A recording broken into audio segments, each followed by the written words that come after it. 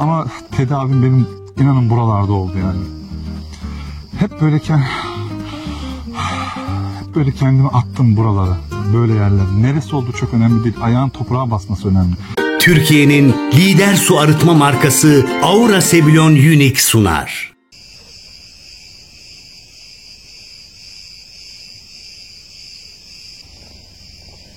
YouTube'a ilk başladığım zamanlarda çok yapıyordum. Bilindik değil de bilinmedik sokaklara, caddelere, orman yollarına, böyle sıkıntılı yollara, bu yol baksanıza ne kadar güzel. Problemli yol ya, buraya girilmez denebilecek yollara hep böyle girerdim. Gene yapıyorum, aynı şekilde yapıyorum ama o zamanlar, yani kırsalda yaşamaya başladığım zamanlarda çok fazla yapıyordum. O yüzden karşıma çok fazla alternatif, çok fazla ihtimal çıkıyordu. Hem de bunu zaten YouTube videolarımda besliyordum, destekliyordum. Ama benim o içimde olan durumdan dolayı, ya burada ne var merak duygusu, ya şurada ne var veya bu ağaç niye burada gibi böyle doğayı yeni karşılaştığım zamanlarda bu kadar yoğun bir şekilde anlamaya çalışıyordum. Şimdi de şu anda akşam üzeri gerçekten Muğla'nın Köyceğiz ilçesindeyim. Şu arka tarafta hayvancılık yapan aileler var. Ondan sesleri geliyormuş, ne bu dedim de. Cırcır böceklerin seslerini duyuyorsunuz ve akşam olmasına yaklaşık 1 saat falan var. Şu yola bakar mısınız? İşim bitti aslına bakarsanız. Bakın. İşim bitti, eve gidiyordum. Dediğim gibi ilk zamanlarda bunu çok yapardım. Bir şeyler anlatırdım sizlere. Şimdi işte hem kanalın biraz böyle konsepti değişti hem de farklı yollar oluştuğu için bazen akışa sen yön veremezsin. Yani senin kontrolün dışında olur bir şeyler. Kötü anlamda demiyorum, yani güzel bir şey anlamında. Şimdi de eve gitmedim, ya dedim hadi kır be direksiyon dedim Murat.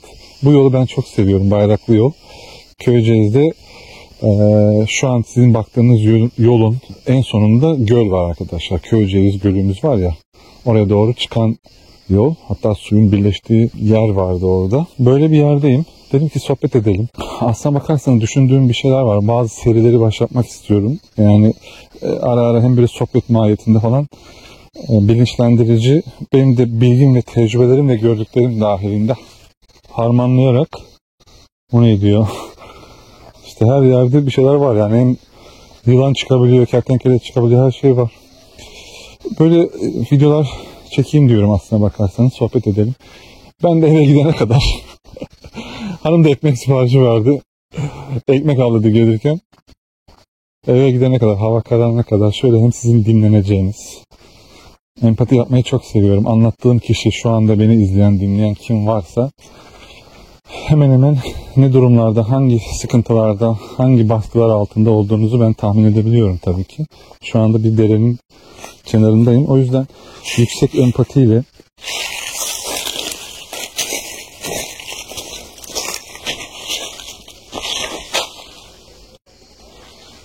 doğanın kendi sesleriyle böyle bir sohbet yapalım sizinle. Anlamaya çalışalım. Ne oluyor, ne bitiyor. Bir taraflarda bu güzel yeşillikleri yakarken, keserlerken, dünyanın öbür ucunda da bizim gibi düşünen, şu anda belki bu videonun başında da toplanmış olabiliriz. Buna benzer videoların başında da toplanıyoruz. Veya sohbetlerimiz oluyor. Biz de doğanın diğer tarafını temsil eden insanlar olarak sohbetler edelim. Şu karşıya geçebilir miyiz? Bu arada bu su her zaman böyle akmıyor.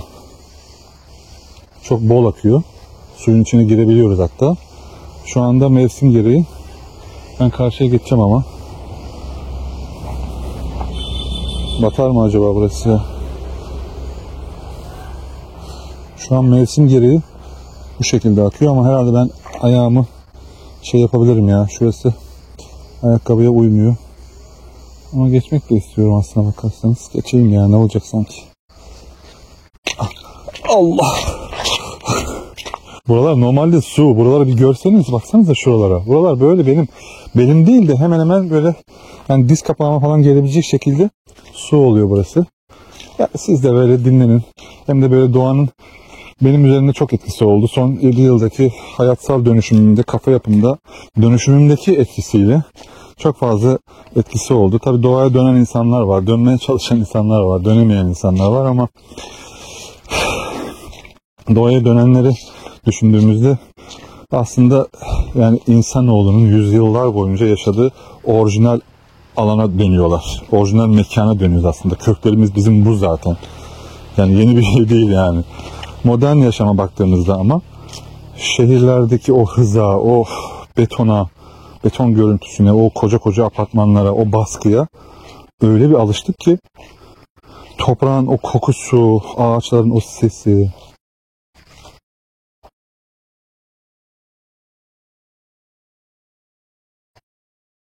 yani bunu hep unuttuk. Değil mi? Nasıl bir haftada 6 gün boyunca çalışınca bir günü böyle özlemle çekiyoruz. Böyle bu tip yerlere gittiğimizde böyle deşarj oluyoruz. Mutlu oluyoruz. Çünkü bu ağaçların arasındayız. Ormanın içindeyiz. Doğa insanı iyileştiriyor işte. İyileştiriyor. Ruhsal anlamda zenginleştiriyor. Güzel bir tedavi yapıyor içinde bulunduğumuz zaman. Zihinsel bir dinlenme sağlıyor. Açıkçası ben kendi adıma söyleyeyim, yani stres azaltıcı bir etkisi var. Öyle değil mi? Nasıl hissediyorsunuz kendinizi bir düşünün mesela. Hepimiz bir koşturmacı halindeyiz. Para kazanmak zorundayız. O yüzden şehir yaşamının aslında canlı yayın yapsaydık daha da iyi olurmuş ya. Neyse. Şehir yaşamında mesela yani sürekli işte gürültü var, görsel kirlilik var. Ondan sonra beynimize bir yük biniyor yani. Büyük bir yük biniyor ya. Düşünsenize yani. Ortalıkta sonra böyle acayip adamlar dolaşıyor. Hepimiz dahil. Hepimiz böyle bir tuhaf dolaşıyoruz yani. Ancak şu dere kenarında oturup şu suyun akışını dinlediğimizde ya da bir tane ağacın altında oturduğumuzda, oraya sığındığımızda beynimiz, ben açık söyleyeyim, bende böyle oluyor. O sürekli uyarma halimiz var ya, orada ne var, burada ne var, araba geldi mi, o adam bir şey dedi mi, aciliyet kavramı, şu bu falan. Bunların dışına çıkıyor. Bu uyarılma halinden çıkıyor yani. Düşünsenize, hey yavrum ya, biz de anlatıyoruz, böyle konuşuyoruz. Dünyanın bir tarafında ağaçları kesenler var, dünyanın bir tarafında ağaçlara sarılanlar var. Çok fazla böyle araştırma yapıyorum, hem ağaçlarla, doğalarla ilgili falan yani, veya bir yazı gördüğümde hemen duruyorum, takılı kalıyorum orada. Yapılan çalışmalar, yani öyle çalışmalar var ki mesela gösteriyor ki sadece 20 dakika böyle doğada işte böyle yürüyüş yaptığımızda, gerçekten buna inanarak ama, o stres yoğunluğunu düşürüyor bende, bilmiyorum yani. O bağlılığa da bağlı olabilir, bilmiyorum. Düşünsenize şöyle bir duru, natürel bir ortamda.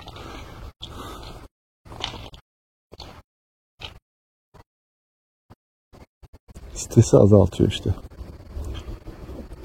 Bak o karşıya geçiyor oradan traktör. Burası 2 yol. Hemen şu tarafta böyle bir yol var. Burada da bir yol var. Köyün içinde, orada yaşayanlar var. İnsanlar da tarım yapıyorlar vesaire falan işte. Su böyleyken karşı tarafa geçebiliyor.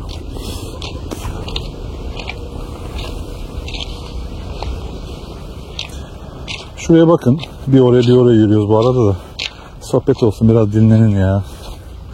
Şöyle çevreme baktığımda yaşadığım yerler yani %75 bir oranda bu şekilde de zaten, veya gezdiğin, dolaştığın, içinde bulunduğum yerler. Çevreme baktığımda gördüğüm bu yeşilin tonları, şu ağaçların üzerindeki şurada şu güneşin yansımaları, rüzgar diyeceğim, rüzgar yok. O rüzgar bazen böyle fısıldıyor. İğne yapraklı ağaçlar var. Onları öyle bir hareketlendiriyor ki. O yaprak sesleri. Bu duysal zenginlik var ya. Aslında insanın iç dengesini bulmasına da yardımcı oluyor yani. Doğa hem fiziksel hem zihinsel beni onardı kardeşim. Çok büyük sıkıntılar da atlattım. Bazı şeyleri paylaştım, bazı şeyleri paylaşmaya yakın oldum.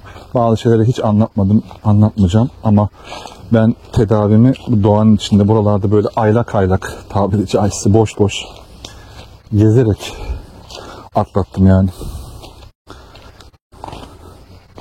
Ne yapıyorsunuz, nasılsınız? Yani şehirlerde işte tek düze renkler var. Hep kalıp renkler var yani. Tasma renkleri var. Tasmanın emrettiği renkler var ama doğada bir biyoçeşitlilik var. Renkler daha canlı. Herkes yaşamak ister. Ama hayatında gerçekleri var. Tabii bize fayda adı altında zulüm olan durumlar da var. İçinde bulunduğumuz sistem uzar konular ama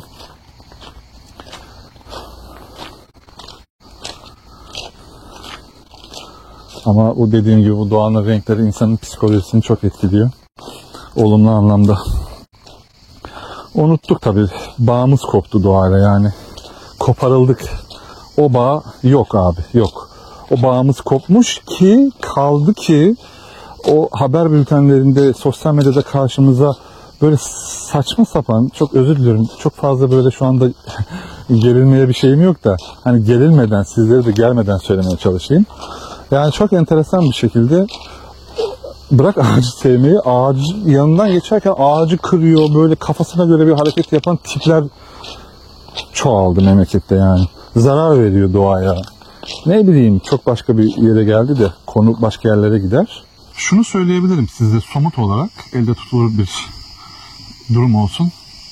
Ben buraya geldikten sonra, şehirden hayatımı taşıdıktan sonra çok hazır gelmeme rağmen kendime göre çok büyük sorunlar atlattım. Onları da zaman zaman ilk videolarıma falan bakarsanız, dönerseniz göreceksiniz zaten. Hem ailevi hem yani şu an o konuya girdiğimi hissettiğim için, vücut hissettiği için şu an yani konuşamıyor.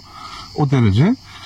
Derler yani şehir değiştiren, yer değiştireni 70 yer alırmış diye. Yani 70'i de aldı, 210'u da aldı, 460'ı da aldı, hepsi aldı yani. Ama tedavim benim inanın buralarda oldu yani. Hep böyle kendimi attım buralara, böyle yerlere. Neresi olduğu çok önemli değil. Ayağın toprağa basması önemli. Şimdilerde insanlar yanlış kararlar veriyorlar. Kendilerini tanımadan yola çıkıyorlar. Kopyalama hayatlarla ben de orada yaşayabilirim diye üzülünecek ama bir noktadan sonra da artık kendi bilir denilebilecek hayatlara geçiyorlar. Yanlış yapıyorlar. Yani bir nevi bu videolarla, benim videolarımla 600 tane video oldu hemen hemen. Bunları vermeye çalışıyorum. Gözyaşı akmasın. Benim çok gözyaşım aktı çünkü. Akmasın istiyorum. O yüzden tedavilerim hep burada oldu. Çok büyük bedeller ödediğim yani kayıplarım oldu. O yüzden akıl sağlığımın yerinde olması lazım. Onu kaybetmemem lazımdı yani. O da burada tedavi ettim ya. Bu nasıl bir şey? Yani dikkat kesilir misiniz lütfen? Çok rica ediyorum ya. Beni siz çok iyi anlarsınız. Yani yıllardır bu videoları izleyen insanlar var. Rakam kod biliyorsunuz bu durumlar artık nasıl yani ne oluyor? Ben tedavimi buralarda yani arabanın işte direksiyonu kırıyorum, şuraya gideyim, burada durayım. Bakayım şuralara işte şöyle bu ağaç ne yapmış falan böyle kafam dağılıyordu. Zaten o ağaca sarılma hikayemin nasıl başladığını falan. Şimdi bana resimler atıyorsunuz. Çok mutlu oluyorum yani. Çocuklar falan sarılıyormuş böyle ağaca sarılma, o hareket, o haz, o şu kökleriyle olan haberleşmesi. Bir bilse insanlar, bilenler çok iyi biliyor da bir bilseler onun faydasının nasıl olduğunu. O yüzden tekrar söylüyorum. Belki bu videoda çok söyledim ama insanların çocuklarına bu doğa bilincini aşılaması lazım. Yani şu bir tane ağacın ne kadar önemli olduğunu. Şimdi yurt dışında yaşayan bir sürü takipçim var. Kahroluyorum böyle. Diyorlar ki Murat şu evimin çatısına çöken bir tane ağacın dalını kesmek için bir sürü prosedür konusu ayrı bir konu da. İnsanın deli o ayrı bir konu da. Konu o değil. Bir sürü izin istemek zorundayız. Yani başına üşüşüyorlar. Geliyorlar 2 tane görevli onun nezaretine falan kesiyorsun derken bizim ülkemizde olanlara bakın yani.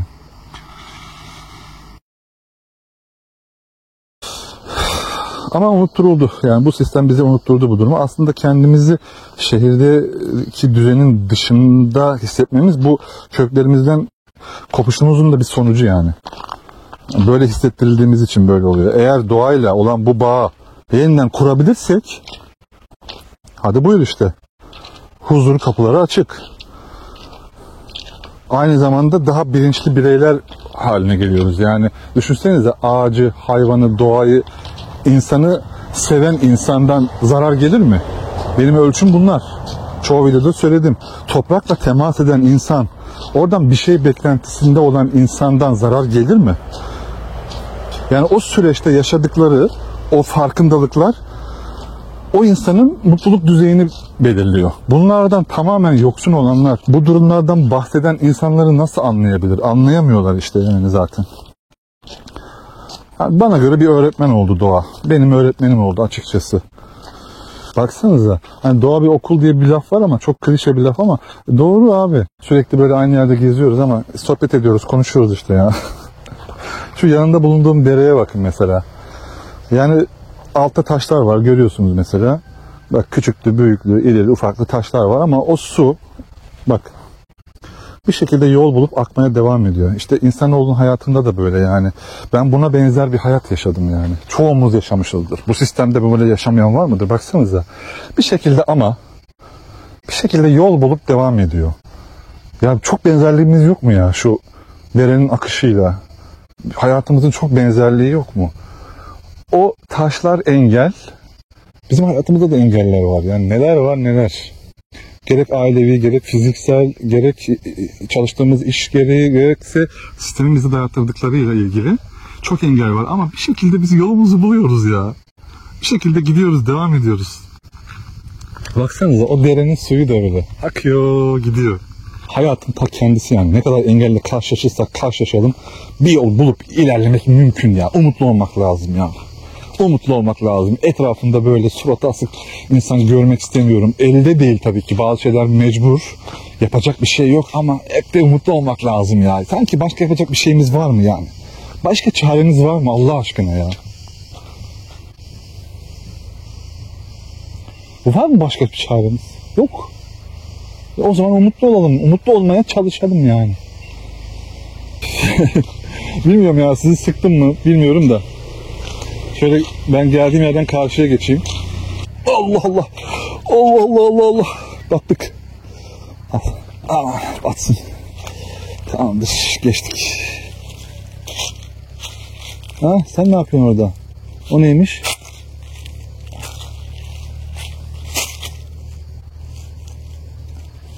Heh şurada ufak bir şey ama göremedim. Kahverengi bir şey ya. Dolu buralar böyle doğal var. Onların yaşam alanı sonuç itibariyle.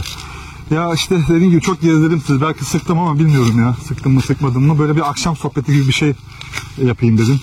Herhalde öyle oldu. Yani sonuç olarak doğa iyileştirici bir güce sahip yani. Çocuklarımıza bu bilinci vermemiz gerekiyor. Bir ağaç çok önemli. Ağacın önemini anlatmamız gerekiyor. Dikkat edin. Ormanda biraz vakit geçirdiğimizde veya böyle bu tarz büyük ağaçların altında bu sesler ışığında biraz böyle vakit geçirdiğimizde neler oluyor vücudumuzda? O sakinlik nasıl geri geliyor? Biraz ya böyle yarım saatte olsa doğayla baş başa kalmak bize o içinde bulunduğumuz o koşturmacada o modern hayat var ya onun biraz böyle yüklerinden arındırıyor açıkçası. Bunu hak ediyoruz. Bu teneffüsü biz kendimize vermemiz lazım yani. Yani bu sebeple çok son zamanlarda kullanılıyor. Yani doğaya kaçış. Yani bu bir kaçış değil yani. Bu aslında hayatımızın bir parçası yani. Hayatımızın bir parçası. Şu ağaçlar var ya, hani çocuklarımız, yani o bilinçteki insanlar, geçenki videoda da söylemiştim yani çöp dökmeyle alakalı, yani belki bize bir 5 sene yetecek yani alttan gelen insanların da çocuklarımızın da yavrularımızın da bilinçlenmesiyle. Yani bilmiyoruz dünya nereye gidiyor, ne kadar yaşayacağız, ne yapacağız falan bilmiyorum yani ne olacak hiç böyle insan sabah kalktığında mutlu olmaması için bir sürü sebep var aslına bakarsanız. Yani biraz böyle ailesiyle ilgili mutluysa, iyi para kazanıyorsa, etrafında yaşadığı yerde mutluysa, hani işiyle ilgili bir sıkıntısı yoksa, işte hani kendince anlaşacağı arkadaşları falan varsa aynı frekansta hani biraz mutlu olabiliyor falan yani. Ama onun dışında yani sabah kalktığı zaman yani bir sürü böyle sıkıntılı haberler, çocuk katliamları, bilmem neler, yangınlar falan çok şey oluyor ama yine diyorum umutlu olmak lazım. Başka yapacak bir şeyimiz yok. Şu ormanın içinde şu ağacın duruşuna bak ya.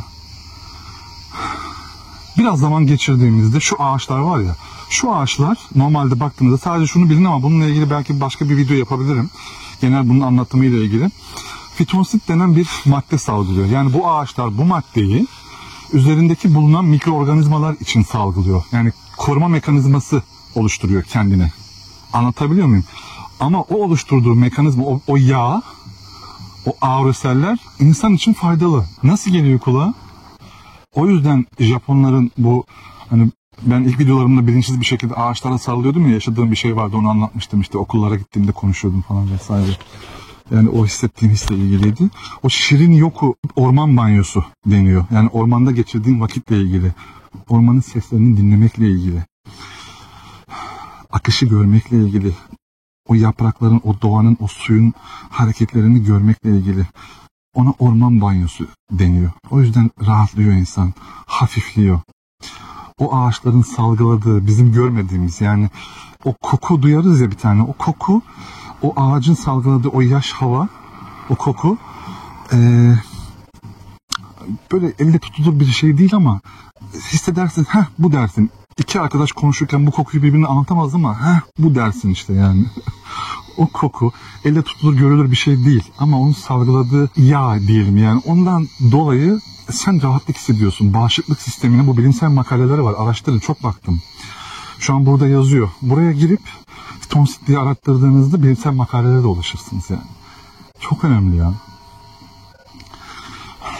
Hep videolarımda böyle ekstra ek görüntülerle sizin canınız sıkılmasın diye videolarda böyle profesyonele yakın bir şeyler yapmaya çalışıyorum. Bazen beceremiyorum. İşte yani sorunlar çıkabiliyor falan filan. Yani şimdi bu videoda böyle bir video oldu falan. Hani böyle de şey yapabilirsiniz. Bir şeyler vermeye çalışıyorum yani sürekli. Yani biz bu işleri yapıyoruz ama böyle boşu boşuna saçma sapan yapmayalım yani. İnsanlar artık yavaş yavaş televizyon hayatında dayattırılan şeyleri izlemekten uzak kalmaya çalışıyorlar ya. Dolayısıyla karşılığında YouTube var. YouTube'da da doğru düzgün şeyler izlemesi lazım insanların. Yani bir çöplük var her konuda. O çöplüğün içinde kaybolmamaları lazım. O yüzden ben de içerik üreten biri olarak bunun sorumluluğunu taşıyan, 2 çocuk babası, bir aile babası birisi olarak, yani o kadar insanın takip ettiği bir insan olarak yani bunun sorumluluğunu hissediyorum. Bu durumu çok seviyorum. Yani her videoda bir şey vermem lazım. İnanın bu duyguda olmasam her gün video atarım yani. Olmaz ki yani. Çekmek için çekmek olmaz yani. Bir durumu anlatabilmek için işte bu köye göçler, şehirden köye göçler, kırsalda yaşamlar, yani iyi bir analiz yapıp, bir bilgilenip, depolanıp ondan sonra anlatmak lazım. Yani yarar sağladığını düşündüğün şeye de zarar veriyorsun. Şu an görüyoruz, bir sürü saçma sapan YouTube kanalı var. Bir YouTube içerik üreticisinin söylememesi gereken bir şey ama konu buralarda, yani yanlış oluyor bazı şeyler. Bir sohbet niteliğinde falan bir şey oldu. Öyle sohbet ettik sizinle ya. Düşünsenize ya, ne kadar şanslıyım sizlerin sayesinde. Niye? Çünkü hemen insanın etrafında böyle yani 5.000-10.000 kişi olmuyor ki yani. Hemen bir kamerayı açtığımda sizler benim karşımdasınız yani. Muğla'nın Köyceğiz ilçesinde, Köyceğiz Gölü'ne çok yakın bir mesafede, evime de 15 dakika uzaklıkta bir yerdeyim. Böyle bir yerdeyim. Sessiz bir yerdeyim. Akşam olmak üzere, yani şu anda tahmin ediyorum ki sizler servislerle, özel araçlarınızla, belki trafiktesiniz, evlerinize gidiyorsunuz.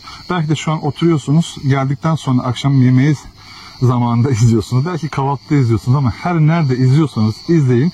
Bu videoların benim kalbi güzel, iyi insanlara ulaşmasını istiyorum yani özellikle. Ama diğer kişilere ulaşması lazım ki belki birilerini çevirelim. Neyse, peki. Kendinize iyi bakın. Sohbeti de bitirmek de istemiyorum yani. Bir sonraki videoda görüşmek üzere. Türkiye'nin lider su arıtma markası Aura Sebilon Unique sundu.